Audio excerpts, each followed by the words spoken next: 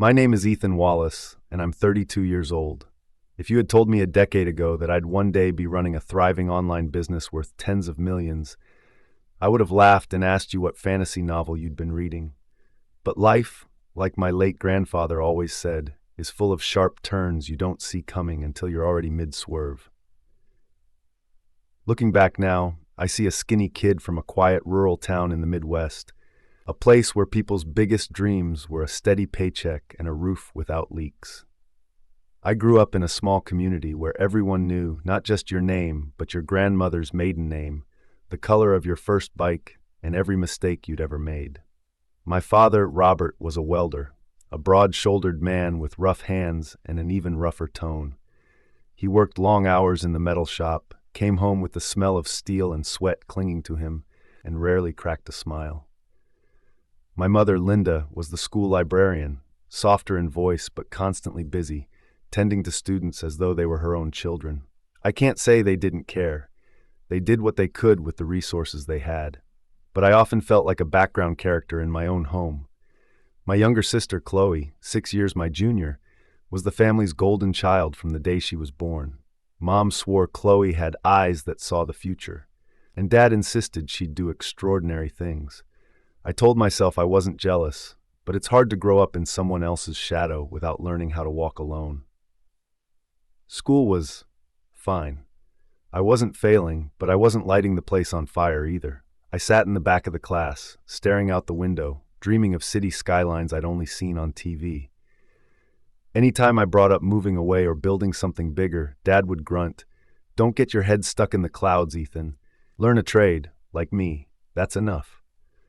Mom wouldn't discourage me outright, but her polite smiles and quick subject changes said the same thing. When I turned 18, I packed 2 bags, took my meager savings from a part-time grocery store job, and bought a bus ticket to the city. No big blow-up, no slammed doors, just a quiet realization that if I didn't go, I'd never leave. I didn't have a plan, only a need for something more. Those first months were brutal. I bounced between dishwashing, warehouse shifts, and construction jobs. There were nights I slept in an old van I'd bought for $400, chewing on stale bread and drinking water from park fountains. One evening, I caught my reflection in the cracked rearview mirror, hollow cheeks, eyes dulled from exhaustion, and wondered what the hell I was doing with my life. But stubbornness is a strange fuel. I kept pushing, and maybe part of that came from my grandmother Helen, my dad's mother, who was the one person in the family who had always believed I'd do something meaningful. Every summer as a boy, I'd stay at her farm, surrounded by golden cornfields and the soft clucking of hens.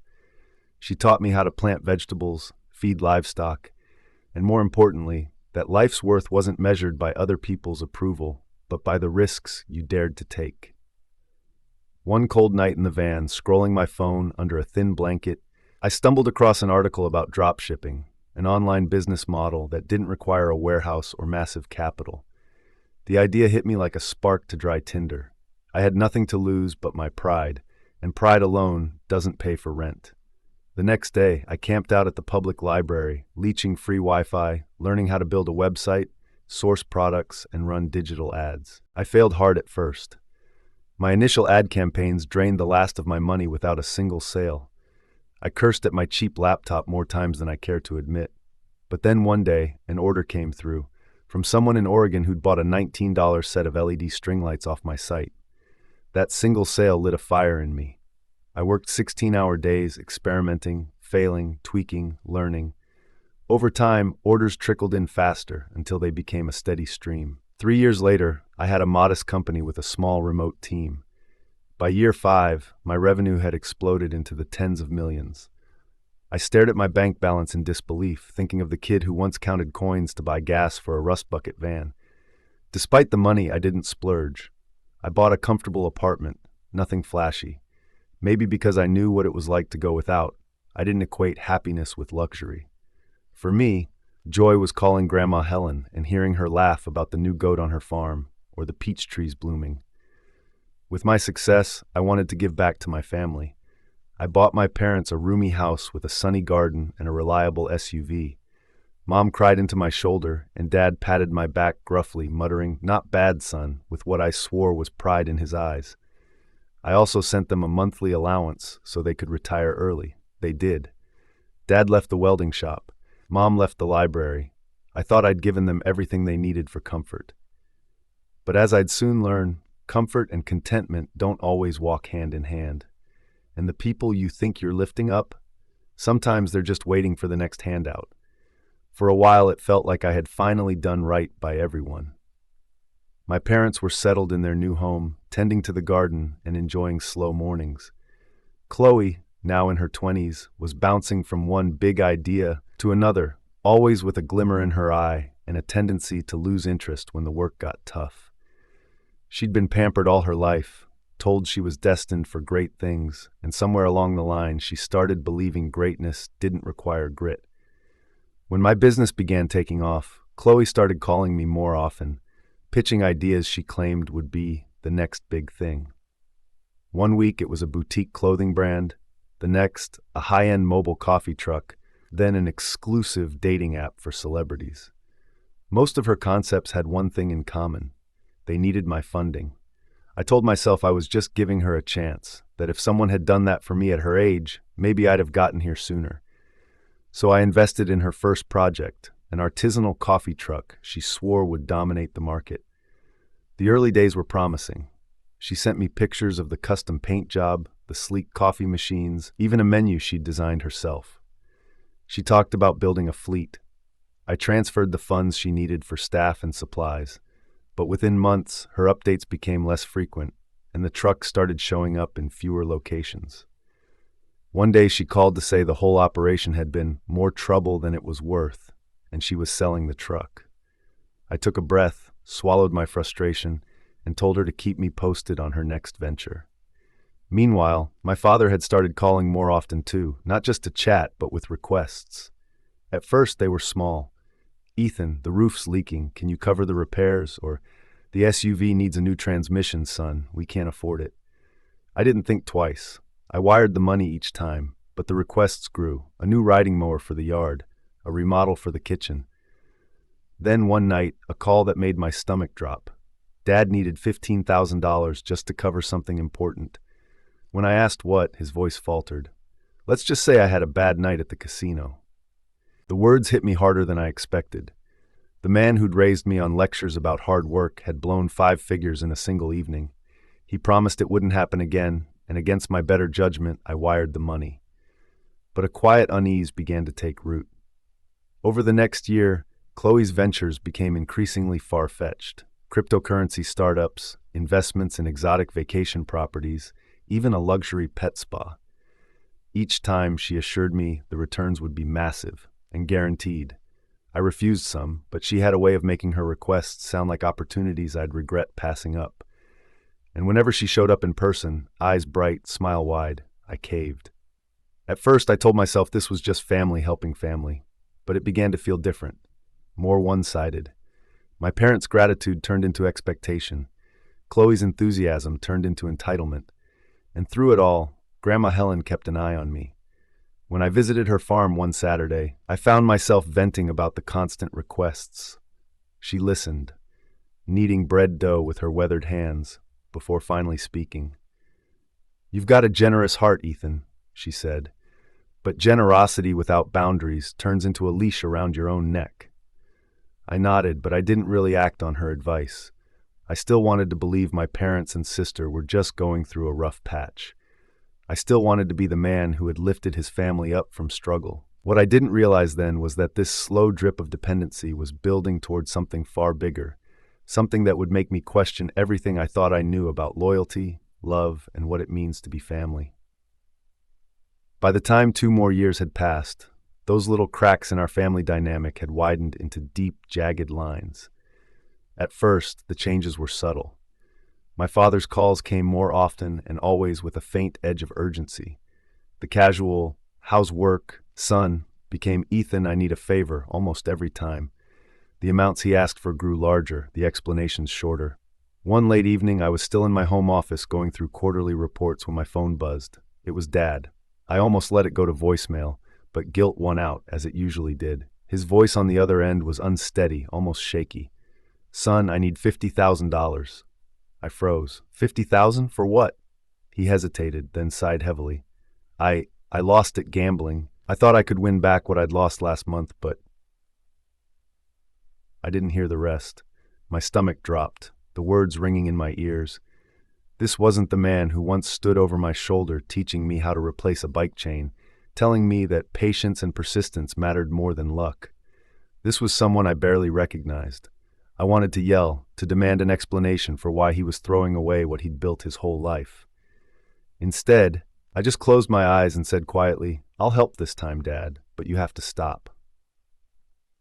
He promised, his voice full of gratitude, but deep inside I felt the promise was paper thin. Chloe wasn't faring much better. By then her coffee truck had been sold off, and she had burned through 3 other big business ideas. She'd now reinvented herself as an investor and called me one afternoon practically buzzing through the phone. "Ethan, I've got something huge. A friend of mine is starting a blockchain-based real estate platform. We could triple our money in months. You've got to get in on this." I asked for a business plan, something tangible, but she just laughed.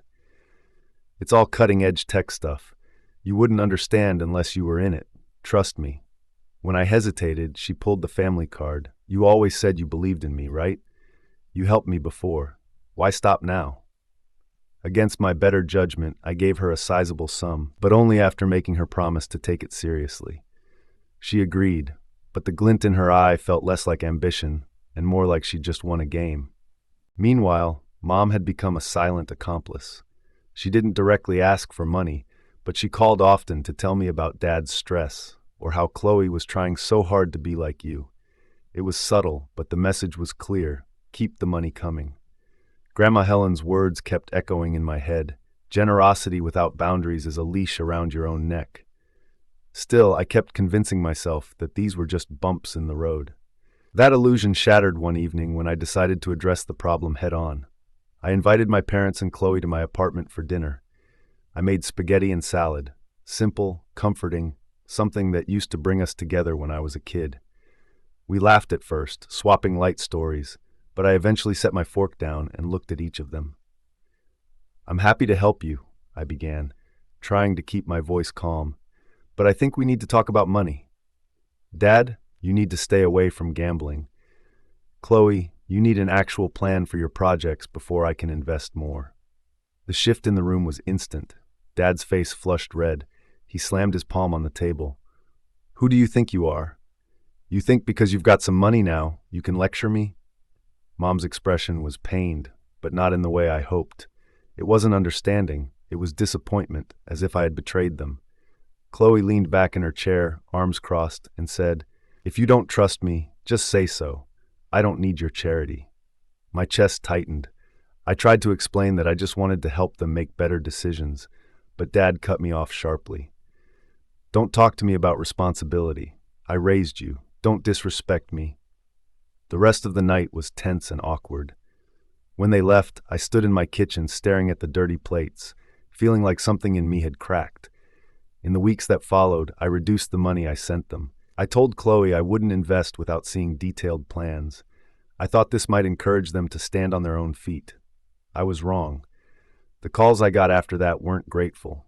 They were hostile. Dad accused me of being stingy. Chloe texted me, "You've changed. I didn't think you'd turn into this." Even Mom stopped calling as often, and when she did, her voice was cold. I confided in Grandma Helen. She listened quietly and then said, "You've done more than enough, Ethan, but you can't force people to respect what they've been given. Sometimes they have to face life without your safety net." Her advice was firm but compassionate. I wanted to believe I could fix things, but for the first time, I began to wonder if she was right. If the people I thought would stand beside me no matter what were actually the ones pulling me under. What I didn't know was that this was only the prelude. The real blow, the one that would tear away the last scraps of my trust, was just around the corner, wrapped in a polite cream-colored envelope and delivered straight to my door. Several months slipped by after that tense dinner, but the space between me and my family only seemed to grow colder. Calls became rare, and when they did happen, the conversation felt rehearsed, as if they were reading from some invisible script. Dad didn't ask for money outright anymore. but the silences between his sentences carried an unspoken weight. Mom had shifted from her warm, chatty tone to one that was polite, clipped, like we were acquaintances instead of mother and son. Chloe vanished entirely from my life, not a single text or call. I kept telling myself the distance was good, that it was healthy. I buried myself in work, letting the company consume my days and nights. But in the quiet hours, when the hum of my laptop was the only sound in the apartment, I felt the absence like a dull ache. Family had always been my compass, even when it pointed me in the wrong direction. Without them, I was adrift. It was on one of those gray, rainy afternoons in late November when the letter came. I almost missed it, half buried among a stack of bills and junk mail. The cream-colored envelope stood out, my mother's familiar, tidy handwriting across the front. My name was written in her careful loops, as though she'd taken her time with each letter. I sat at my kitchen table, the envelope in my hands, turning it over once, twice. Part of me didn't want to open it. Still, curiosity, or maybe hope, got the better of me. Inside was a Thanksgiving card, the kind with embossed maple leaves and gold script. Ethan, my dear Dad, Chloe and I want you to come home for Thanksgiving. We've had our misunderstandings, but family is for forgiveness. Grandma will be there too. Please come. Beneath her neat cursive was a short note in Chloe's familiar handwriting. Brother Ethan, I'm sorry. Give me a chance to make it right. I read it again and again, my emotions tangled. Hope, doubt, suspicion, all wrestling for dominance. The mention of Grandma gave me pause. If she was going to be there, maybe this wasn't just some ploy. Maybe they really wanted to start over. Still, a voice in the back of my mind whispered caution. I called Grandma that evening, her voice warm as ever when she picked up. They invited me too, she said, a hint of amusement in her tone. I'll be there. I hope this will be the start of mending things. But remember, Ethan, don't let your heart blind your judgment. Her words landed heavy, but I chose to focus on the hope. I wanted to believe in second chances, in the possibility that the people who had hurt me could change. In the days leading up to Thanksgiving, I went out and bought gifts for each of them. A soft wool sweater for Mom, cream-colored her favorite. A hardcover history book for Dad, something he'd once said he'd like to read when he had more time. For Chloe, I picked out a sleek, expensive fountain pen. I told myself maybe she'd use it to start sketching out realistic plans for her next project. I wrapped them carefully, even adding little handwritten notes to each gift. For a few days, I let myself imagine how it would feel to see them smile again, to laugh together over pumpkin pie like we used to. Thanksgiving Day arrived cold and crisp, the wind carrying the scent of fallen leaves and distant wood smoke. I loaded the gifts into the passenger seat and set out for my parents' house, the one I had bought them. As I drove, memories floated in. Mom humming in the kitchen, Dad's gruff but good-natured grumbling as he carved the turkey, Chloe sneaking extra slices of pie when she thought no one was looking. I gripped the steering wheel tighter, telling myself it could be like that again. When I pulled up, the house was glowing with warm yellow light, every window bright. The smell of roasted turkey and cinnamon drifted out to meet me before I even reached the door. The table was visible through the dining room window, elegantly set with a white embroidered cloth, flickering candles, and a centerpiece bursting with chrysanthemums and autumn leaves. Mom answered the door, wrapping me in a hug that lingered just a second too long, her eyes glistening. "Ethan, you're home," she said, her voice trembling like she'd been waiting for this moment for years. Dad appeared behind her, smiling, a little stiff, but enough to give me hope. "Good to see you, son," he said, patting my shoulder. Chloe came in from the kitchen, a bright smile plastered on her face. "Brother," she said, clapping me on the back like nothing had ever happened. And in the corner, Grandma sat in her favorite armchair, knitting needles moving steadily. Her eyes met mine, and though she smiled, there was something sharper in her gaze, a silent message. Stay alert. I handed out the gifts. Mom held the sweater to her cheek, murmuring, "You're so thoughtful." Dad flipped through the history book with a nod of approval. Chloe uncapped the fountain pen, twirling it between her fingers. "It's perfect. I'll use it," she said. We sat down to eat. At first, it felt almost normal. Dad talked about fixing up the yard. Mom shared stories about her garden. Chloe rattled off a new business idea, this one involving luxury pop-up events. I noticed she didn't ask for money, and I thought maybe, just maybe, she had grown. Mom kept my wine glass full, her voice soft and encouraging. "Drink up, Ethan. Today's a celebration." Dad laughed, raising his own glass. "To family, and to better days ahead." I sipped, letting the warmth of the wine and the laughter blur the edges of my lingering doubts. But when I glanced at Grandma, she was sipping water, her eyes never leaving my parents and Chloe. By the time dessert was brought out, a pumpkin pie that smelled like every good memory I had, Dad pushed back from the table and cleared his throat. "Ethan," he said, smiling but with an odd tightness in his jaw, "there's something we want to talk to you about." Before I could respond, Chloe pulled a thick stack of papers from her bag and slid them across the table toward me. "This," she said brightly, "is the opportunity we've been waiting for.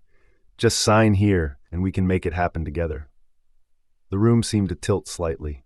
I looked at the top page, blurred a little from the wine, but caught words like transfer and ownership. "What is this?" I asked slowly. "Just a small investment agreement," Chloe said, her voice light. "Mom and Dad think it's a great idea, too. It's for the family." Dad leaned forward, his voice low but firm. "Trust me, son. This is the best thing for all of us."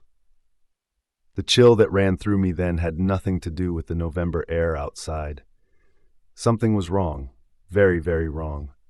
Before I could press further, Grandma set down her knitting needles and stood. Her voice cut through the room like a blade. "Ethan, don't sign anything." Every eye turned to her, and the smiles, real or fake, slipped from my parents' and Chloe's faces. What happened in the next few minutes would tear apart everything I thought I knew about my family. And as I'd soon learn, it had all been planned from the very start. The silence after Grandma's words was thick enough to choke on. My fork hovered midair, the steam from the pumpkin pie curling upward, ignored. Mom's lips parted like she wanted to say something, but nothing came out. Dad's eyes darkened, his jaw tightening until the muscle there pulsed.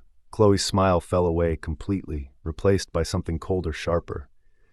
"Mom," Dad snapped at Grandma, his voice low but dangerous. "What do you think you're doing?" "I'm stopping a mistake," she replied, her tone calm but edged with steel. Her knitting sat abandoned on the armchair, her hands now gripping the back of my chair like she was anchoring me in place. Chloe leaned forward, her voice laced with irritation. "You agreed, Grandma. You said you'd help us talk to Ethan about this." "I said I'd come," Grandma corrected, "and I said I'd listen." "That's not the same as agreeing to rob him blind." My stomach twisted. I looked from her to the stack of papers in front of me, suddenly feeling the wine in my system like a weight pulling me under. The text swam, but I forced myself to focus, flipping through the pages. My breath caught when I saw what it really was: legal documents transferring controlling interest of my company, the rights to my apartment, and several bank accounts into a joint family trust with Dad, Mom, and Chloe as equal partners. Equal partners meant equal control, which in practice meant they could liquidate anything they wanted. "This isn't an investment," I said slowly, the words tasting bitter in my mouth. "This is everything. You're asking me to give you everything." "It's not like that," Dad said quickly, leaning back in his chair but not meeting my eyes. "We just want to make sure the future is secure. For all of us." "For all of us," Grandma repeated with a scoff. "Meaning for yourselves. Ethan's already secured his own future and yours for years now. But that wasn't enough, was it?" Mom's hands twisted in her lap, her gaze fixed on the tablecloth. "I didn't want it to be like this," she murmured, almost too quietly to hear. "Yes, you did," Grandma said sharply. "You signed off on this scheme the second you agreed to get him drunk before putting a pen in his hand." The room tilted again, but this time it wasn't the alcohol. It was the betrayal, so thick and real it felt like I could touch it. I looked at Chloe, who didn't flinch. "You planned this?" My voice came out lower than I intended, almost a whisper. Chloe gave a little shrug. "We talked about it. We thought it was fair. You have so much, Ethan. We're family. We're supposed to share." I felt my hands curl into fists under the table. "Share? I bought this house. I gave Dad and Mom a car, a retirement. I've paid off debts, covered mistakes. I've invested in every wild idea you've had, Chloe, and now you want to take control of everything I've built." Dad slammed his palm on the table, making the candles wobble. "Don't take that tone with us. We are your family. Without us, you wouldn't even exist. You owe us." Grandma's voice cut in before I could respond, firm and final. No, Robert, he doesn't owe you his life's work just because you raised him. That's not love, that's greed. The words hung there, heavy. I pushed my chair back slowly. The legs scraped against the hardwood, the sound sharp in the stillness. I stacked the papers neatly, slid them back toward Chloe, and stood. I'm not signing, I said, my voice shaking with anger I was barely containing. And if this is what you think reconciliation looks like, then you can forget it. Chloe's cheeks flushed red. You'll regret this. Maybe, I said, but at least the regret will be mine, not the result of being conned by my own family. Mom's eyes were wet, but she didn't speak. Dad glared at me like I'd just spat in his face. I felt Grandma's hand on my arm. Let's go, Ethan. We walked out together, the air outside cold enough to sting. Behind us, I heard Chloe's voice rise, sharp and furious. You're throwing away your family over money. I didn't turn around. The porch light cast long shadows across the driveway as we got into my car. The warmth of the engine was a poor match for the frost that had settled over my heart.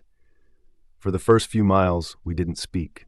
The headlights cut through the dark, the dirt road to Grandma's farm stretching ahead like a lifeline. Finally, I asked, "How much did you know?" "Enough," she said softly. "They called me days ago, said they wanted to reconcile, but then they told me about the papers. They wanted me to help convince you, said you had too much and needed to redistribute it." Her voice hardened. "They thought I'd help because I'm family, but family doesn't strip you bare." I pretended to agree so I could be there and make sure they didn't get away with it. I gripped the steering wheel tighter. My throat ached, but no words came out. "I know it hurts," she continued, "but this was never about bringing you back into the fold. It was about what you have and how to take it from you." Tears burned at the corners of my eyes. I blinked hard, not wanting her to see them fall. I thought they loved me. I thought, if I just gave enough, they'd see I wasn't the disappointment they thought I was. "They don't see that because they don't want to," Grandma said. "Greed blinds people, Ethan. You could give until you have nothing left, and it still wouldn't be enough for them." Her words cut clean, but they were true. Somewhere between the free rides and the handouts, my parents and Chloe had stopped seeing me as a person and started seeing me as a bank account. When we reached the farm, the old wooden house looked like a sanctuary under the pale moonlight. Inside, the smell of cinnamon tea wrapped around me like a blanket. We sat at the small kitchen table, steam curling from our mugs. "I don't know how to move forward from this," I admitted. "You protect yourself," she said. "You set boundaries you should have set long ago, and sometimes you let go of people you love because they've already let go of you." I stared into my tea, the truth settling heavy in my chest. I'd been clinging to an idea of family that no longer existed. Maybe it never had. And now I'd have to face what came next, without them. Little did I know, their betrayal that night was only the beginning of what they had planned. I didn't sleep that night at Grandma's. The crickets outside chirped in their steady rhythm, and the wind whispered against the old wooden walls, but my mind was far from calm. Every time I closed my eyes, I saw that stack of papers on the table, Chloe's eager smile, Dad's cold stare, Mom's silent tears. My thoughts spun in endless loops. Was it all fake? Had every hug, every "we miss you" been part of a setup? By morning, the numbness had settled into something sharper, resolve. I knew I couldn't go back to pretending things were fine. I'd spent years pouring myself into their lives, believing that money and gifts could patch over emotional gaps. But now I understood that the more I gave, the more they'd take, without gratitude, without limit. Grandma was already up when I walked into the kitchen, the smell of fresh coffee filling the air. She handed me a mug without a word. I took a seat, my hands wrapped around the warmth, waiting for her to speak first. "They'll come after you again," she said finally, her eyes meeting mine with that piercing clarity only she had. "Not today, maybe not tomorrow, but people like that don't just walk away when the well runs dry." I let out a humorless laugh. "So what? I just cut them off completely? No more money, no more house, nothing?" "That's a choice you'll have to make," she replied. "But whatever you do, it has to be final. You can't give them a crack to slip through, because if you do, they'll pry it open until you're standing in the ruins of your own life." Her words stayed with me all the way back to the city. The drive felt longer than usual, the winter light pale and cold through the windshield. By the time I stepped into my apartment, I knew what I had to do. I called my lawyer, a college friend who'd helped me set up my company years ago, and explained the situation. He didn't even hesitate. "We'll get the paperwork started to repossess the house and car. Legally, you can take back both since the deeds are in your name, and we'll draft a formal notice ending any financial obligations to them." It felt brutal, cruel even. These were my parents and my sister. But every time doubt crept in, I remembered the look in Chloe's eyes when she slid those papers toward me, how sure she was that I'd sign without question. Within a week, the letters were sent. One to my parents, informing them of the repossession and the end of the monthly allowance. Another to Chloe, stating I would no longer invest in or fund any of her projects. I kept the tone polite, factual, but each sentence felt like carving away a piece of my own history. The backlash came faster than I expected. My phone lit up with call after call from Dad, each voicemail more furious than the last. "You're ungrateful, Ethan. Everything we did for you, and this is how you repay us? You think that money makes you better than us?" Mom texted in short, angry bursts. "Do you want us homeless? Is that what you want? We're your family." Chloe's messages swung wildly from begging to threatening. "I can't believe you'd ruin me like this became. You'll regret this, I swear." Then the public shaming began. Chloe posted on social media, spinning a story that painted me as a greedy, heartless son who had evicted his aging parents after getting rich. She left out every detail about the house being mine to begin with or the years of financial support I'd given. Mom shared Chloe's post, adding a short but cutting comment. "We raised Ethan with love, but success has changed him." Within days, the post had been shared dozens of times by relatives, old neighbors, even people I barely remembered from school. The comments were vicious. "Ungrateful child, money-hungry snake. He'll regret this when he's alone in the end." I wanted to fight back right away, to lay out the truth for everyone to see. But Grandma's voice echoed in my head. "Don't react in anger. Plan your move." So I waited. I started collecting everything. Bank statements showing the years of monthly transfers, receipts for the house, the SUV, even the gambling debt I'd covered for Dad. I dug up every contract I'd signed with Chloe for her failed projects, each one documenting exactly how much she'd lost. And most importantly, I still had the Thanksgiving investment papers, the proof of what they'd tried to get me to sign while drunk. When I finally went public, I didn't do it with rage. I sat in front of my camera in my apartment, speaking plainly. "My name is Ethan Wallace. You've probably seen posts about me from my family. You've probably heard that I abandoned them. I want to tell you the truth." I walked through everything, how I'd left home at 18, built my company from nothing, and given them a house, a car, and millions in financial support over the years. I described the constant requests for more, the gambling debt, the failed business ventures. And then I told them about Thanksgiving, the wine, the papers, and how Grandma had stopped me from signing away everything I had built. I showed the documents on screen. No commentary, no insults, just facts. When I hit post, my hands were shaking. I didn't know if it would make things better or worse. The response was overwhelming. Within hours, the tide turned. People who had called me greedy deleted their comments or posted apologies. Messages of support poured in from strangers. "They don't deserve you. You did the right thing. Thank God for your grandmother." As for my parents and Chloe, they went silent. No more posts. No more calls. Through a neighbor, I heard they'd moved out of the house quietly, slipping away before the repossession date. For the first time in months, my phone was quiet. And for the first time in years, so was my mind. But quiet doesn't mean healed. I'd cut out the infection, but the wound was still raw. And I knew that no matter how far I moved forward, there'd always be a part of me that remembered the sound of my own father saying, "You owe us." It was time to figure out who I was without them, and whether family could mean something entirely different than the people you were born to. In the quiet after the storm, I realized silence can be loud. No more buzzing phone, no more urgent transfers, no more midnight pitches for half-baked schemes. The apartment, which had felt cramped with anxiety, suddenly seemed bigger. I slept a real unbroken sleep for the first time in weeks. When I woke, the first thing I did was call Grandma. I posted the video, I said. I know, she replied. Half the church ladies texted me their thoughts. They're on your side. That should tell you something. I laughed, a small, tired sound. I don't know what comes next. You live, she said. You do it on purpose, and you do it with guardrails. Guardrails. The word stuck. I opened my notebook and wrote it on the front page like a mission statement. That morning, I started rebuilding. Not my finances, those were fine, but my habits. I reset passwords, added extra verification on every account, moved my company's banking to a new institution, and separated my personal and business finances with concrete walls.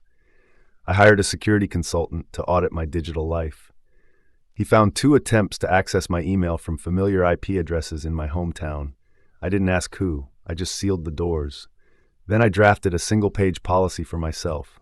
No loans to family, no investments without a written plan, independent verification, and clear milestones. No signing anything without my attorney present, ever. It wasn't cynical, it was a boundary. A guardrail. Work helped. My company had grown beyond me, with managers who were smarter than I was in the lanes I'd once tried to juggle alone. I scheduled one-on-ones, listened more than I spoke, and made a decision I'd been circling for years.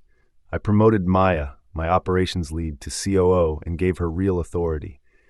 She'd earned it 10 times over, and the relief I felt handing her the keys to the day-to-day surprised me. I told her the truth. I need some distance to sort my life out. Take it, she said. We've got you. With the runway clear, I drove out to the farm the next weekend. The fields were winter stubbled, and the air carried that thin, metallic cold that sits on your teeth. Grandma had soup simmering and a deck of cards waiting. Even before I sat down, she cut, shuffled, and dealt like we'd done 1,000 Saturdays before. You look less haunted, she said, eyes twinkling over the rim of her mug. I feel less haunted. We played in comfortable quiet. After a few hands, I told her I was thinking about moving closer, somewhere I could breathe. She didn't rush to praise the idea. She just asked questions. Will you isolate? Will you still show up for the people you lead? Are you running to something or away from everything? Both, I admitted. I want to build something new here, and I want to stop looking over my shoulder in the city.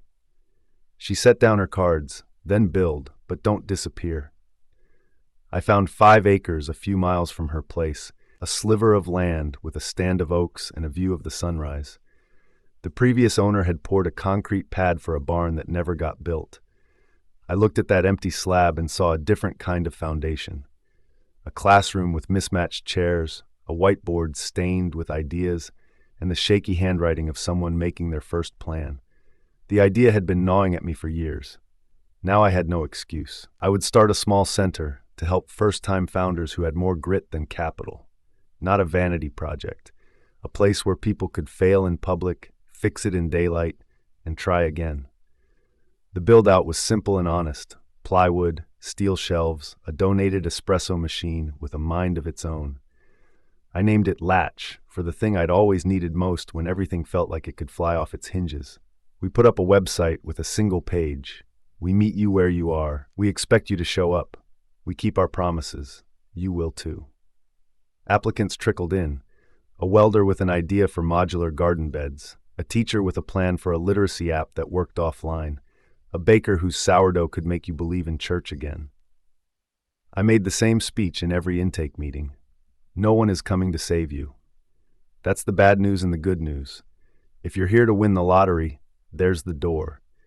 If you're here to learn how to ship something real, pull up a chair. We gave microgrants for prototypes. We set weekly goals. We had a rule. No one sat alone in failure.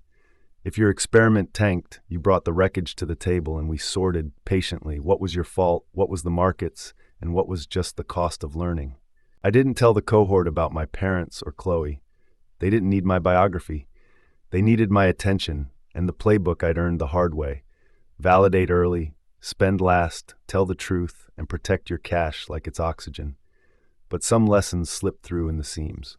When someone suggested signing a partnership agreement on the spot with a friend of a friend, I caught myself saying quietly, "Nothing good needs your signature before dessert." Sundays were for Grandma.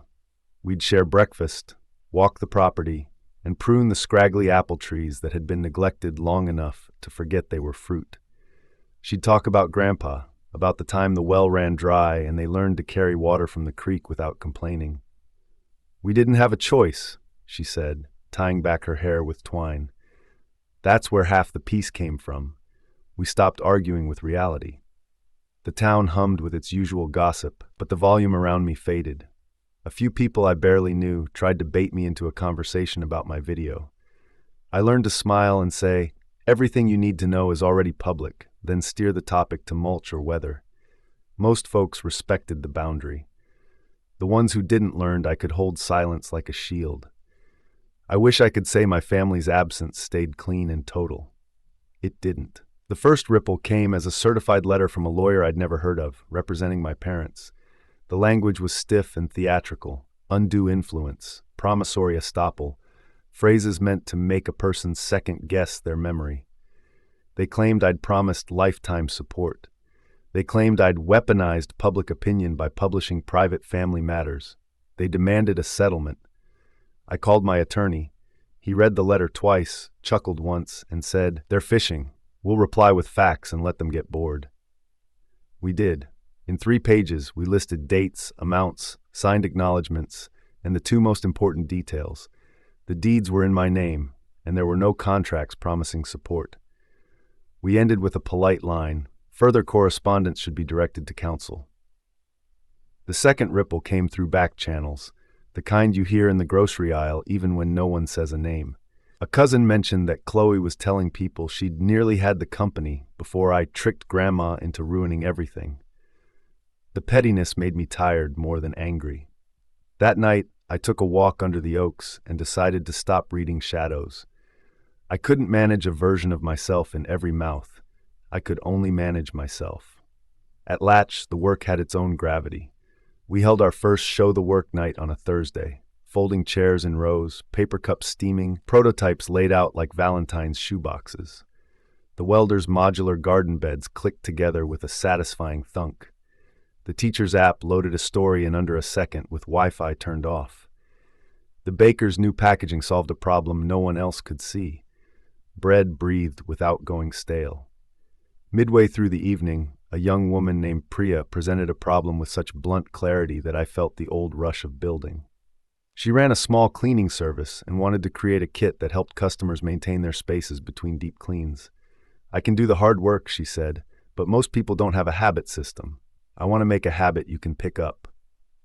She'd built a paper prototype, a laminated checklist, a timer, and a caddy that snapped onto a broom. It wasn't an app. It wasn't software. It was undeniably useful. We talked for an hour about margins, supply chains, and how to tell if she'd made a brand or just a bucket. When the night ended, she thanked me and said, "I thought I needed someone to rescue my business. I think I actually needed rules." "Guardrails," I said. "Right," she grinned. "Guardrails." On the drive home, I realized I hadn't thought about my parents for 6 hours. Healing is rarely a sunrise. It's usually a dimmer switch. Of course, life keeps its own schedule. 2 weeks later, I got a text from an unknown number. "It's Dad. We need to talk. Just you and me." For 10 minutes, I stared at the screen like it might bite. My attorney would tell me to ignore it. My better angels told me the same. But there's a voice in most of us that wants to see if a wound can be rewritten. I asked for a public place in daylight. He agreed. The diner off Highway 9 at noon. I sat in the parking lot for 5 minutes after I arrived, hands on the wheel, summoning that quiet I had learned to make on command. Inside, the diner smelled like grease and coffee, the way a diner should. Dad was already in a booth, wearing the same jacket he'd worn to ball games when I was a kid. When I slid in across from him, he looked older than I remembered, smaller, somehow. "I'm not here for money," he said, like a preemptive confession. "I'm here because you're my son." I waited. He cleared his throat. "We messed up. I messed up. The gambling, the pressure. I thought..." He stopped. Started again. "I thought you owed me because I gave you everything I had growing up. That's not how it works. I know that now." I felt my jaw tighten. "Do you? Because a letter from your lawyer says otherwise." He winced. "That was your mother's idea, and mine. I won't lie to you. We were angry. We wanted to scare you into doing what we wanted. It was stupid. A waitress poured coffee neither of us touched. He looked at his hands. I'm not here to apologize for everything and expect you to fix the rest. I'm here to say I don't know how to be your father if I'm not in charge, and I think I need to learn. The words sat between us like a fragile thing. If I breathed too hard, they'd blow away. I can't go back, I said. I won't. The house is gone. The money's gone. The guardrails are real. He nodded. I figured. He reached into his pocket and slid something across the table. A pocket watch, old and nicked, its face scratched, the chain dulled by decades of hands. Your grandfather's, he said. I took it the day we thought we could get you to sign. I told myself I was keeping it safe. Truth is, I wanted to remind myself where I stood in the line of men who build and men who take. I don't like the answer. He pushed it closer. It should be yours. My chest did a complicated thing. Anger folding around tenderness, both of them trying to be the bigger feeling. I didn't pick up the watch. Not yet. I wasn't ready to make a symbol mean more than it could carry. I appreciate you meeting me, I said finally. I don't forgive everything. I don't know if I ever will, but I'm not going to keep a ledger either. Here's what I can offer. If you want a relationship, it will be slow. It will be small. It will be honest. No money, no contracts, no favors, just conversation and the truth. He nodded again, eyes wet in a way I hadn't seen since his father's funeral. I'll take small. We didn't hug. We didn't shake hands. We just let the truth be what it was, a start that didn't promise more than it could deliver. Outside, the sky was that pale winter blue that makes everything look farther away and closer at the same time. I sat in my truck and finally opened the pocket watch. The hands ticked steadily. I thought of the night Grandma had handed me her own version of time, coffee, cards, the knowledge that nothing good needs to be rushed. When I told her about the meeting, she listened without interrupting, then said, "You don't have to pick up what you set down just because someone notices it missing." "I know," I said. "I didn't pick up the whole thing, just a piece." "Good," she said. "Pieces are honest." Spring came to the farm in a cautious way. One brave crocus, then another. At Latch, Priya shipped her first run of kits and sold out in 3 days. The welder signed a contract with a local nursery. The teacher's app secured a grant for rural districts. We started a Wednesday ritual, a whiteboard with the question, "What did you learn the hard way this week?" The answers were small and surgical. Ship before perfect. Ask for the check. Write the email you're avoiding. The kind of lessons that turn into muscle memory if you repeat them enough. I thought about writing a follow-up online, an essay about boundaries and the slow work of repair, but the urge passed. Not everything needed an audience. Not everything needed to be defended or explained. Sometimes the best kind of public is the kind that doesn't exist. On a Sunday in late April, Grandma and I sat on her porch, watching the light sift through new leaves. She set her knitting in her lap and said, "You know what I like about guardrails?" "What?" "They're not cages. They don't keep you from moving forward. They keep you from rolling off the mountain." I smiled, and for the first time in a long time, the future didn't feel like a test I could fail. It felt like a road I could drive. Eyes up, hands steady, rails in place. By the time summer rolled in, the sharp edges of that Thanksgiving night had dulled, though they hadn't disappeared. Pain like that doesn't vanish. It just stops screaming quite so loudly. I had carved out a rhythm that worked for me. Weekdays at Latch, weekends with Grandma, evenings spent in the quiet of my small house near the farm. The air out here tasted different, cleaner. Even when the days got thick with humidity, the nights cooled enough to leave the windows open and let in the chirp of crickets. I still thought about Dad's diner meeting sometimes. I replayed his words, wondering how much of them were genuine, how much was another version of the performance I'd seen at that Thanksgiving table. I didn't have an answer, but I wasn't rushing to find one. Like Grandma had said, I wasn't going to pick up everything I'd set down. A piece at a time was enough. Chloe, on the other hand, remained completely absent. No calls, no texts, no apology. Through the small-town grapevine, I heard she'd taken a job in a city 2 states away, something in event marketing. I didn't know if she was good at it or if she was burning bridges there too. Part of me still had the reflex to hope she was okay, but I didn't feed it. I'd learned the hard way that hoping without boundaries was just setting myself up to be bled dry again. My parents stayed quiet as well. The lawsuit threat had fizzled out completely after my attorney's curt reply. Every so often, a mutual acquaintance would tell me they'd seen Dad working part-time at a hardware store or Mom volunteering at the library. Both of those images felt strange. They were almost normal. The kind of things they could have been doing all along if they hadn't chased shortcuts. Latch was becoming exactly what I'd hoped it could be. We had our first real success story in the welder who designed the modular garden beds. A regional home improvement chain placed an order big enough to cover his rent for 6 months and buy new tools. Watching him walk into our Wednesday meeting, eyes lit up like a kid at Christmas, reminded me why I'd started this. He didn't just have money now, he had momentum.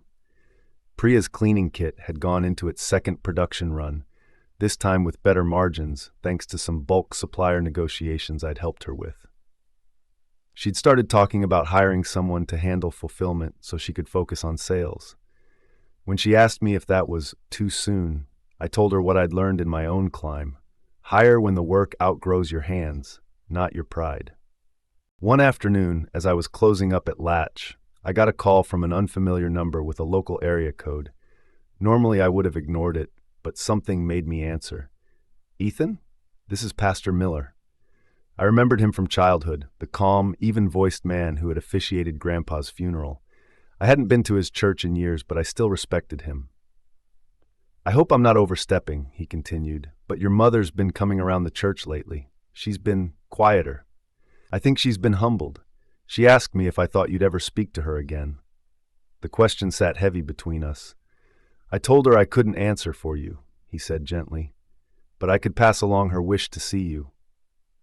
I leaned back in my chair, staring at the ceiling. Part of me wanted to say yes immediately, if only to see if her face looked different, if she'd finally stripped away the manipulations. But another part of me remembered the cold look in her eyes that night at the table, the way she had stayed silent when she could have defended me. "I'll think about it," I said finally. "That's all I ask," he replied. I didn't call her. Not right away. Instead, I drove to Grandma's that weekend and told her about the call. She didn't give me an answer. She rarely did when she knew the choice had to be mine, but she did say something that stuck.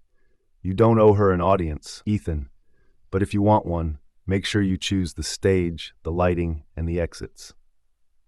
I sat with that for days. Finally, I decided if I was going to see Mom, it wouldn't be in their house and it wouldn't be alone. I asked Grandma if she'd be willing to be there, and she agreed. I sent a short message to Mom through Pastor Miller. "If you want to talk, come to Grandma's on Sunday afternoon." Just us. No surprises. When the day came, I was more nervous than I'd been for any investor pitch in my life.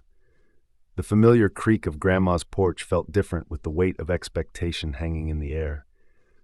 Mom arrived right on time, her hands clutching a small paper bag. She looked older than I remembered, more lines around her eyes, hair pulled back in a way that made her seem almost fragile. She hugged Grandma first, then me. The hug was tentative, like she wasn't sure I'd accept it. "I brought you something," she said, holding out the bag. Inside was a jar of peach preserves, the kind she used to make when I was a kid. "I didn't know if you still liked them." "I do," I said, setting them on the table. We sat. She took a deep breath. "I'm sorry. I should have stopped your father and Chloe that night. I should have told you the truth from the beginning." I didn't speak, letting her continue. "I was scared," she admitted. "Scared of losing the house, scared of your father's temper, scared that if I didn't go along, I'd lose both of them. And I was wrong. I chose wrong. I hurt you." Her eyes were wet, but she didn't cry outright. "I can't undo it," she said, "and I'm not here to ask for anything. I don't want the last words between us to be angry ones." It wasn't the kind of apology that erases years, but it wasn't hollow either. I could hear the cracks in it, the pieces she still wasn't saying, but there was truth in it too. "I'm not ready to forget," I said slowly, "but I can listen, and maybe we can start from there." She nodded, a flicker of relief passing over her face. That's all I hoped for. We talked for an hour about small things, safe things, the weather, Grandma's stubborn old rooster that kept escaping the pen, the preserves recipe. When she left, she hugged me again, this time a little tighter. After she drove off, Grandma looked at me and said, "That was a piece." "A piece," I repeated. "Don't try to make it the whole puzzle yet," she said. I knew she was right. That summer, pieces became my measure for everything. I didn't try to rebuild the whole picture of family I used to carry in my head. Instead, I looked for moments I could keep without letting them swallow me whole. A good conversation, a shared laugh at Latch, a quiet evening on the porch. And somewhere in that slow accumulation of pieces, I realized I was no longer defining my life by what I'd lost. I was defining it by what I was choosing to keep. It wasn't the clean redemption arc people love to tell in stories. It was something messier, smaller, and far more real. And it was enough. By early autumn, the air had shifted, the sharp green smell of summer grass giving way to the dry, earthy scent of fallen leaves. The oaks on my property had started dropping acorns, their hard little shells pinging against the roof in the night like a soft, slow drumbeat. The change of seasons seemed to mirror what was happening inside me. A quiet turning, a readiness to let some things go so others could grow. Mom's visit had been like opening a window just a crack.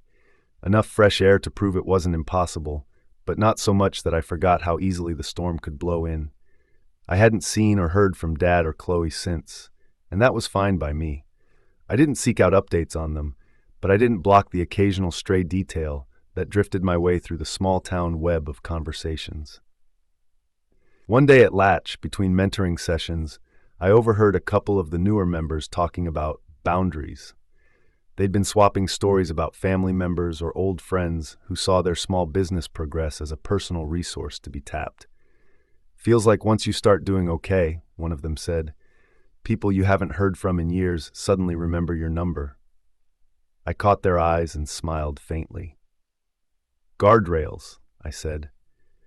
"They aren't just for the road. Build them for your life, too."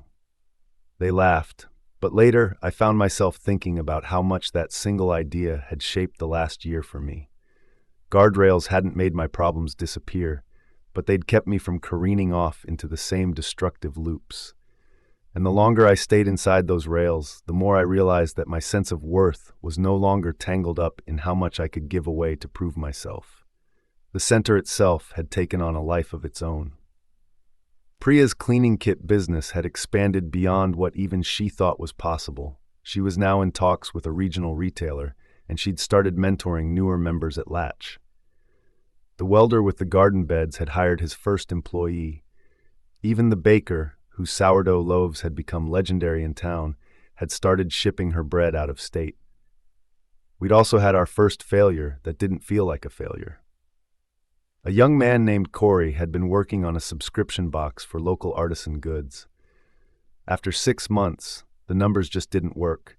Shipping costs were eating him alive, and the churn rate was too high. He stood up at our Wednesday show the work night and said, "I'm shutting it down." There was no shame in his voice, only a quiet steadiness. He talked through the lessons learned, how he'd already started applying them to a new, leaner concept. The room erupted in applause, not because the box had failed, but because he'd stayed in the fight without losing himself. That night, as I was locking up, Corey stopped me at the door. "Thanks for not letting me chase this into the ground just to save face," he said. I thought about that as I drove home under a pale crescent moon. It was the same thing I wished someone had done for my parents and Chloe before they'd crossed lines they couldn't uncross. But maybe you can't save people from themselves unless they let you. And maybe the real victory is learning to save yourself first. A week later, I got another call from Pastor Miller. His voice carried that careful weight again, the same tone he'd used when telling me about Mom's wish to see me. "Your father came by," he said. He didn't say much, but he asked if I thought you might be open to a conversation. I didn't answer right away. I just listened to the sound of my own breathing in the quiet office. "You don't have to decide now," Pastor Miller said. But I told him the same thing I told your mother. I can't speak for you, but I can pass along the message. After we hung up, I sat there for a long time, my mind replaying our last real interaction. That meeting at the diner, the pocket watch sliding across the table, his halting admission that he'd wanted to control me because he didn't know how to be my father otherwise. I'd offered him small, slow, honest. I hadn't heard from him since. I decided if there was going to be a next step, it would be on my terms. I wrote him a short letter, the kind that leaves no room for ambiguity. Dad, if you want to talk, I'm willing to meet once, here at Latch during the day with other people around. I won't talk about money or the past debts. If you want to talk about the future, honestly, I'll listen. I didn't know if he'd respond, and for the first time, I didn't feel the need to chase the answer. 2 weeks passed before he showed up. It was a Thursday afternoon, and I was going over inventory when I saw him through the glass door, standing a little uncertainly, his hands shoved in the pockets of a worn jacket. I walked over, opened the door. "Come in." He looked around the space, taking in the whiteboards covered with scribbles, the tables stacked with half-finished projects, the smell of fresh coffee from the corner. "You built this," he said. "With help," I replied. We sat at one of the work tables. He didn't bring papers or demands. He didn't start with apologies either. Instead, he said, "I don't know if I'm supposed to be proud or ashamed right now." "That's not my call," I said. He nodded, then cleared his throat. "I've been working at the hardware store. It's not glamorous, but it's grounding. Your mother and I aren't together right now. She's staying with her sister. We talk, but we needed space." I listened. "I'm not here to fix everything in an afternoon," he went on. "I just wanted you to know I see it now, how we treated you, how we made everything about what you could give us instead of who you are." He paused. "I don't know if I can be the kind of father you need, but I'd like to try being someone you can at least respect." It was strange, hearing him talk without the edge of defensiveness that had been welded to his words for so long. "I can offer the same thing I offered you before," I said. "Small, slow, honest. If you can't do that, there's no point in starting." "I can try," he said. We didn't shake on it, we didn't hug, but when he left, there was no bitterness in my chest, no gnawing regret, just a kind of quiet acceptance that whatever this was, it would be on my terms. That night, I sat on my porch with Grandma, telling her about the meeting. She nodded slowly, knitting needles, clicking softly in the fading light. "You've learned something most people never do," she said. "Family isn't about keeping everyone close no matter what. It's about choosing who gets to stand near the fire." I looked out at the darkening field, the horizon painted in deep blues and golds. "And who has to stay outside?" I added. She smiled faintly. "Exactly." The leaves kept falling, the air kept cooling, and I kept choosing, piece by piece, who I wanted inside my life and just as importantly, who I didn't. By the time winter came, the routines I had built for myself felt less like survival tactics and more like a way of living. The farm roads grew slick with frost, the breath from my truck's exhaust curling into the pale morning air as I drove to Latch. Inside, the radiators clanged and hissed, the smell of strong coffee lingering like an extra member of the team. My relationship with Dad was in a fragile but functional place. We didn't talk often, but when we did, the conversations were straightforward, grounded in small truths rather than big promises. There were no requests for money, no veiled guilt trips. Sometimes we'd exchange a text about something as mundane as a new tool he'd tried at the hardware store or a local high school football score. It wasn't father-son closeness, not yet, maybe not ever, but it was decent.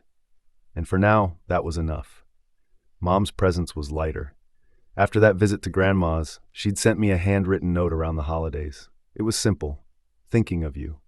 I hope the year ahead brings peace to us both." No hidden agenda, no coded plea. I didn't reply immediately, but a few weeks later I sent back a short card in return. Small steps, pieces. Chloe was still a ghost. Word in town was that she'd moved again, this time to the West Coast. I didn't ask for details. Whatever her life looked like now, it wasn't my job to carry it. Latch had entered its busiest season yet. The new year always brought a flood of hopeful applicants, and I'd learned to spot the difference between those who were ready to work and those looking for a shortcut. The ones who lasted were the ones who could take a hard truth without folding. We even started a new tradition in January, a no rescues month, where every member had to face their current roadblock without leaning on someone else to solve it for them. The results were telling. Some struggled but pushed through, others quietly stopped showing up. It reminded me of my own path, the nights in the van, the failures no one could fix for me. One icy Thursday, just after lunch, I was cleaning up the workshop space when the front door opened and a sharp gust of cold air followed in a young man I didn't recognize. He was bundled in a thick coat, carrying nothing but a battered notebook. "You're Ethan, right?" he asked. "That's me," I said. "What can I do for you?" "My name's Lucas. I think you knew my uncle, Gary. He said if I was serious about starting my own thing, I should come here first." Gary. The name brought back a faint memory of a guy I'd once done freelance design work for back before my company took off. We hadn't spoken in years, but apparently he remembered me enough to send his nephew my way. "What's the thing you want to start?" I asked. He looked around like he was afraid someone might laugh at him. "Custom furniture, reclaimed wood, hand-finished, but I don't have the tools yet, or the space, just the designs." "Do you have the patience to start small?" I asked. He nodded without hesitation. "I've been sketching for a year. I just need to get my hands dirty." That was how Lucas joined Latch. Within weeks, he was in the workshop late into the evenings, covered in sawdust, grinning over his first wobbly coffee table. Watching him reminded me of myself when I was first learning dropshipping. Messy, determined, stubborn enough to keep going when logic said to quit. It was on one of those evenings while I was helping him stabilize a frame that my phone buzzed with a message from an unknown number. "It's Chloe." I stared at the screen, feeling that old knot tighten in my chest. The message was short. "I'm in town for a few days. Can we meet?" Every instinct told me to ignore it. But another part, the part still curious about whether time had done anything to her, hesitated. After a few minutes, I typed back, "Only if we meet in public. No talk about money or business. 1 hour." She agreed. We settled on a small cafe near the edge of town, one that had enough windows and regulars to make it feel safe. When I walked in that Saturday morning, she was already there, hair shorter than I'd ever seen it, a sleek black coat draped over her chair. She looked up with a tentative smile. "You look good," she said. "So do you," I replied, though I didn't let my tone soften too much. The first few minutes were awkward. She talked about her job, something in brand activations that sounded as slippery as it did ambitious, and about the city she was living in. I listened, but I didn't ask many questions. Finally, she sighed. "I know you don't trust me, and I don't blame you. I wouldn't trust me either." That got my attention. "I was awful to you," she went on. "I let Dad push, I pushed too, and I thought you'd never say no. When you did, I got ugly about it. I told myself you were being selfish, but really, I just didn't want to face how much I depended on you without earning it." I kept my expression neutral, but something inside shifted at her words. "I'm not here to fix it all," she said. I wanted to tell you I'm sorry. I don't expect you to forgive me. I just didn't want to keep pretending it didn't happen." I leaned back, studying her. "What made you decide to say this now?" She gave a half smile. "I hit my own wall, lost a job I thought was going to make me. Had to move in with a friend, sell half my stuff just to stay afloat. And for the first time, I didn't have you to call. I hated it, but it made me grow up a little." Her eyes were clearer than I remembered. Still sharp, but not cutting. "I can't rewrite the past," I said, "but I can hear you. That's a start." She nodded, and for the rest of the hour we talked about safer things. When we parted, there was no promise to stay in touch, no handshake on reconciliation. But as I walked to my truck, I realized something important. I didn't feel the need to slam the door on her anymore. I also didn't feel the need to fling it wide open. It could stay exactly where it was, ajar on my terms. Back at Latch, Lucas was sanding the edges of a new dining table. "How'd it go?" he asked casually, not knowing who I'd met. "About as well as it needed to," I said. That night, sitting on my porch with a blanket and a mug of tea, I thought about how much had changed in a year.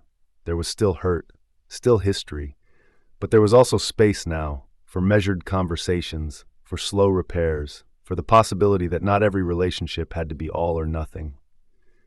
Grandma's voice echoed in my head. "Pieces are honest." I was starting to believe her. Winter deepened its hold on the town, the days short and gray, the nights stretching long. Out at the farm, frost crusted the edges of the fields each morning, glittering briefly before the pale sun melted it away. The air had that sharp clarity that makes every sound, an axe splitting wood, a kettle whistle, seem closer. more present. I liked it. After years of my life feeling like a constant chase, the season's slowness felt earned. Things with my family had settled into something I hadn't expected, a cautious, manageable coexistence. Dad would occasionally send a short text, updates about the hardware store, a photo of a birdhouse he'd built, once even a picture of a simple dinner he'd cooked for himself with the caption, "Didn't burn it this time." Mom kept her distance, but she sent me a holiday card in early January, no strings attached, just a few lines about how the winter garden had fared. Chloe didn't follow up after our meeting at the cafe, but that was fine. We'd both said what we needed to say, and neither of us seemed in a hurry to force anything beyond that. At Latch, the new year was in full swing. The energy was different in January, more intense, more deliberate. People came back from the holidays with sharper goals, sometimes with that slightly desperate edge that comes from making promises to yourself you don't want to break. We started holding Saturday morning work sessions for anyone who wanted the extra push. Lucas, the furniture maker, was almost always the first to arrive. His designs were improving quickly. The lines were cleaner, the joints tighter, the finishes smoother. He'd started selling a few small pieces locally, enough to cover his membership fees at Latch and reinvest in better tools. One Saturday, as I was sweeping up the workshop, I heard him on the phone in the corner, his voice low but excited.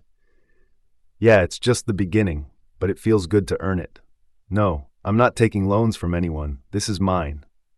That last sentence made me pause, the broom in my hand. There it was, the very thing I'd been trying to teach every member here. Ownership in the truest sense, not just of a product or a company, but of the choices that built it. Later that week, I got a message from an unfamiliar number again. This time it was from a local reporter. "Ethan, I'm doing a feature on small business growth in rural areas. I've heard a lot about Latch and about you. Would you be open to an interview?" My first instinct was to say no. For a long time, I'd avoided any media attention, partly because of what happened with my family, partly because I'd learned that the more you're in the spotlight, the easier it is for people to twist your story. But Latch wasn't just mine anymore. It belonged to everyone who'd put their time, sweat, and hope into it. If telling our story meant getting more people in the door, maybe it was worth it. We set a time for the following Wednesday. The reporter, a woman named Sarah, was warm and direct. She spent the first 20 minutes walking through the space, talking to members, asking questions about their projects. When we finally sat down at the big table in the front room, she leaned in. "Your name's come up a lot," she said, "but not just for what you've built here. People talk about the way you run this place, about how you focus on teaching resilience, not just profit." I shrugged. Profit's important, but if you don't know how to stand back up after something knocks you down, the money doesn't matter. It'll be gone the next time you fall. She smiled. "Sounds like you learned that the hard way." I didn't go into the full family saga. I just said, yeah, and I learned that sometimes the people closest to you will test those boundaries the hardest. You can't build anything worth keeping without guardrails. When the article came out a week later, it painted a picture I could stand behind.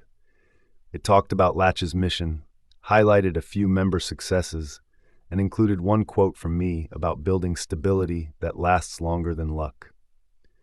It was enough to draw new interest without dragging my personal history into the spotlight. Of course, the article also made its way back to my family. A few days after it ran, I got a text from Dad. "Saw the piece. Looks like you're doing good work.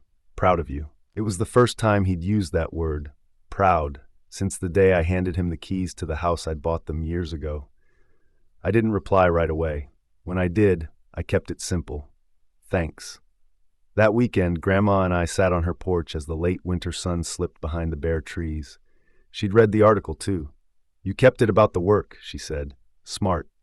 "I don't want the past to be the headline anymore," I told her. "It's part of my story, sure, but it's not the whole thing," she nodded. "You can't erase it, but you can choose what gets top billing." I realized then how much of this past year had been about exactly that, choosing the order of things, deciding which parts of my life got the prime real estate and which got pushed to the back pages. The betrayal, the lawsuits, the public shaming, they'd been loud chapters. but they didn't have to be the only ones worth remembering. In February, Latch hosted its first alumni night, inviting back everyone who'd been part of the program in the past year. Some had gone on to bigger things, some were still grinding in the early stages, but the energy in the room was electric. We set up displays of their work, lined the tables with before and after photos, and let them tell their own stories. Lucas stood up near the end of the night, holding up a photo of his first wobbly coffee table.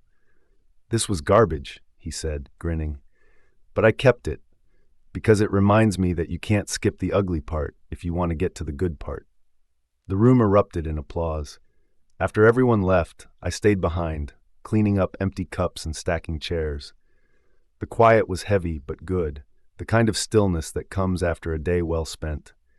I thought about where I'd been a year ago, walking away from that Thanksgiving table with Grandma at my side, feeling like my whole family had just been stripped away from me.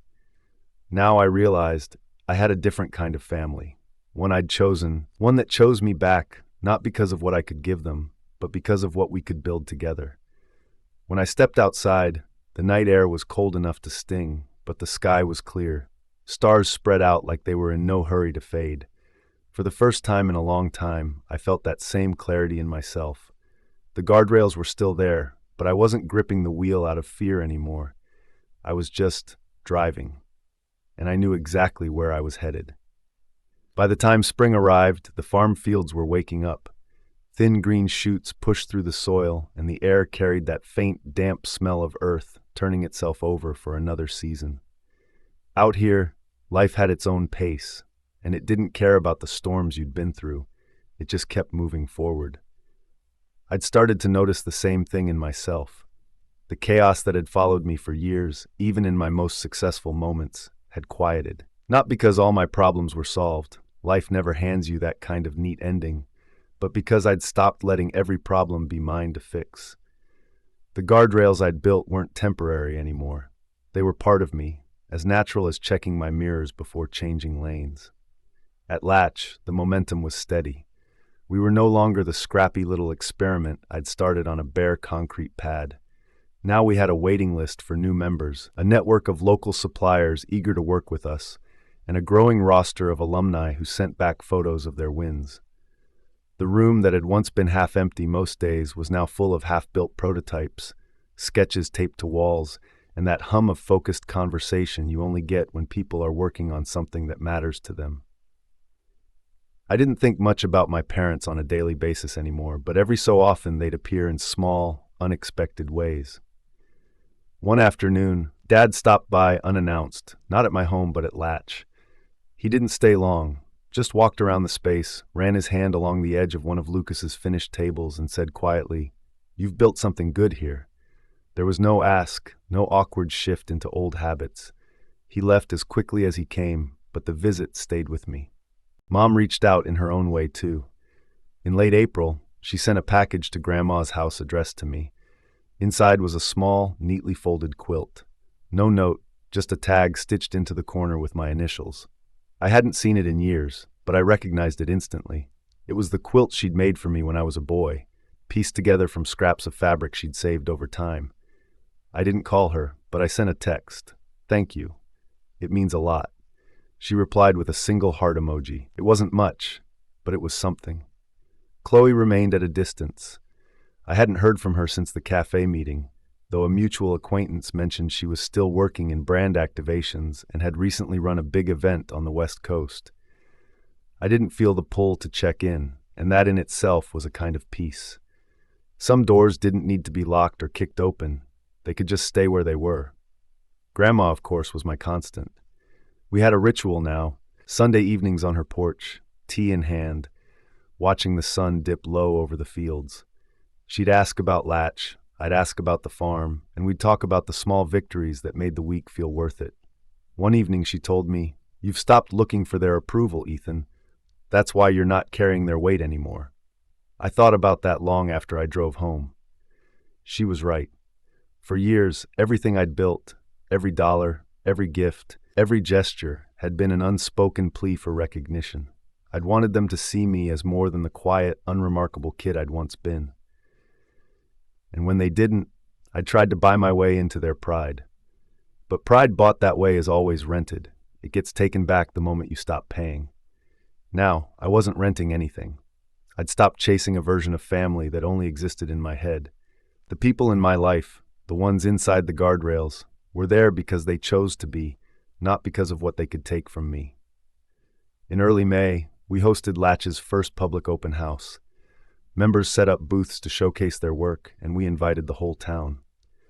I watched Lucas explain joinery techniques to a group of curious kids, Priya walking a small crowd through her cleaning kit, the baker handing out slices of sourdough thick with butter. The room buzzed with the kind of energy I used to think only came from big wins and bigger bank accounts. But here it was, spilling out of this modest space on a sunny Saturday.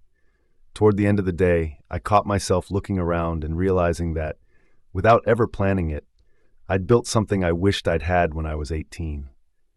Back then, I'd left home with no plan, no network, and only enough stubbornness to keep me from turning back. If a place like this had existed then, maybe my road wouldn't have been quite so lonely. But then again, maybe it had to be lonely for me to build it now.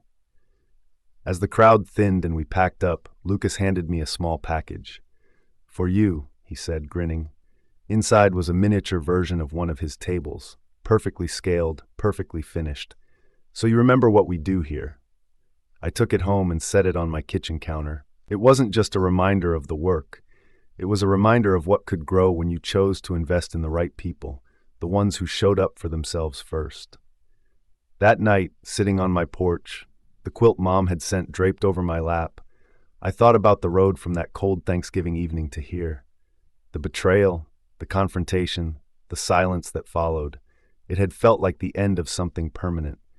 But in truth, it had been the end of an illusion. I'd learned that family isn't the people who share your blood. It's the people who share your burdens, your values, your victories. Sometimes those are the same people, and sometimes they're not. And the ones who can't meet you there, they belong outside the guardrails, where they can't pull you off course. The past would always be part of me, just like the scars on my hands from years of work, just like the lines on Grandma's face from years of weather and laughter. But it wasn't my compass anymore. My compass was here. The farm, the center, the people who chose to build instead of take. As the last light faded from the fields, I heard Grandma's voice in my head, the same words she'd said the night she pulled me away from that table. Family is precious, but sometimes the closest people are the ones who hurt you the most. Back then, those words had felt like a warning. Now they felt like a lesson I'd survived. I sipped my tea, pulled the quilt tighter, and smiled to myself. Life wasn't perfect, but it was mine. And for the first time in a long time, that was more than enough.